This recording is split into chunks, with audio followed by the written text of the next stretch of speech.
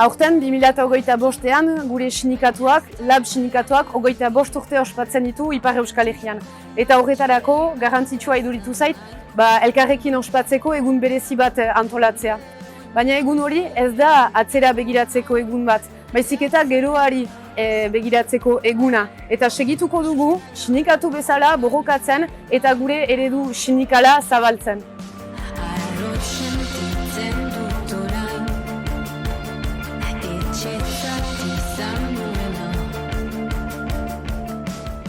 Gure euskal sindikalismo eraldatzailea da, langile guztien, langile klase osoarentzat ahalik eta eskaintza sendoena izateko lan egiten dugu, eta jakin izan dugu ere langileen bizi baldintzetan eragina duten aldaketa horiek irakurtzen eta aldaketa horiek nondik doazen ikusten.